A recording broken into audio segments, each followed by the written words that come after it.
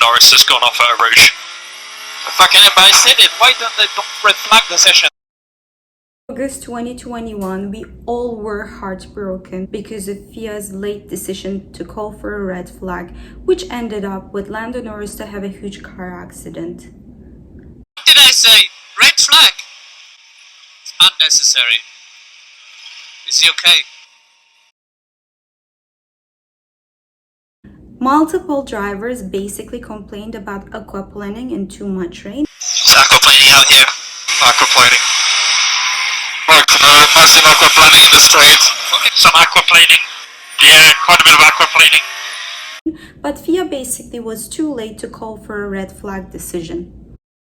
August 2021, we waited for hours and hours for Belgian Grand Prix to start.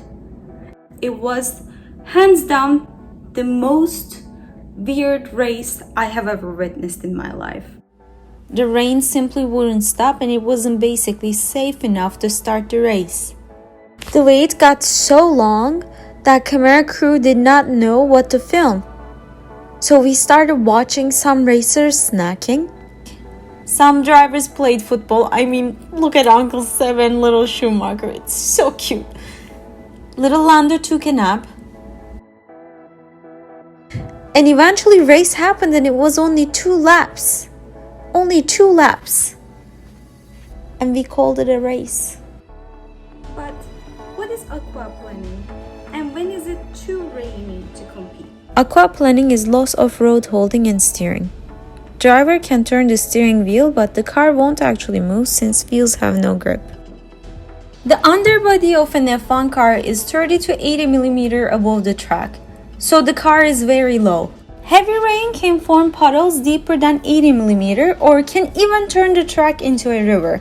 At this point, the bottom of your car is sliding on the water surface with reduced to no traction. Another factor is that the wheels float on this weather, skimming over the water instead of rotating on the track. Translation: my car is basically a canoe and I have reduced steering, reduced braking abilities, and no grip or traction. Remember Spa Grand Prix? Everyone had very reduced braking and all the cars slid within the same pattern on turn. But Naz, how about wet and intermediate tires? The tires they use in rainy conditions, how about those? Can't they race with those? Normally, F1 tires are very smooth and slick with no patterns, because you want as much rubber touching the track as possible, and this gives a great grip over the track. Grip is the end result of the friction between the rubber and the road. We want strong grip because drivers can speed with confidence. But in wet tracks, now that water floats, the slick tires are no different than the surface of a canoe. Intermediate tires have some grooves on them. This pattern is called thread. These grooves channel the water, leading them to somewhere else to go, allowing the rubber islands to contact the road. The friction between the rubber and tarmac provides grip. So the grooves evacuate the water out of the way. Rubber pattern holds the track. Current intermediate tires evacuate 30 liters of water per second per tire at 300 kph through the grooves. Full weight tires have more groove compared to intermediate tires to evacuate more water and provide traction between rubber islands and the tarmac. These tires can evacuate 85 liters of water per second per tire at 300 kilometers per hour. Another plus is that the radius of the wet tires are 10 mm larger than the intermediate tires, so the car is lifted 5 mm higher. Wait. I'm confused. If more grooves and less rubber islands provide more grip, why do teams even use intermediate tires in rainy days? They could use wet tires all the time, right? The full wet tires are the most effective for heavy rain. Reduced rubber surface on the track will cause tires to heat quicker, so if the track does not have too much water, wet tires can overheat and therefore will need to retire earlier, meaning more pit stops. Also, all that water traveling through under the car and the diffuser is thrown behind the car, making a tail like this one onto the following car. This sprayed water creates a blurred vision for the cars behind. Now imagine having layers and layers of sprayed water film. Driver's visibility is significantly decreased. Red flag, slow down. Just listening. Get your delta positive. Norris in Eau Rouge had a big shunt. Lots of debris. Yeah.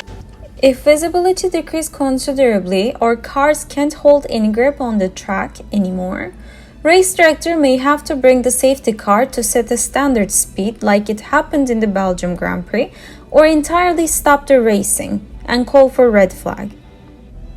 Running the safety car on the track is ideal since moving cars can clear the water off the track, preventing puddle formation.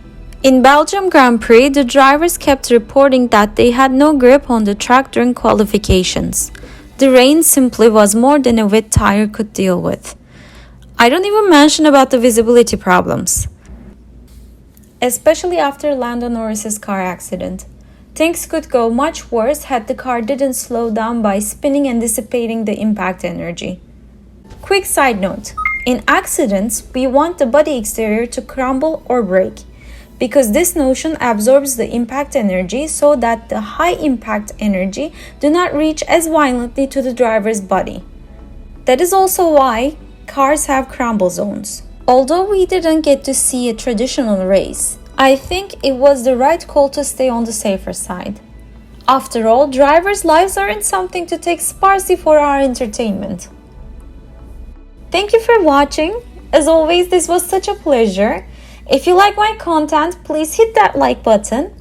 If you want to really make me happy, please subscribe and leave a comment. Until next time, see you!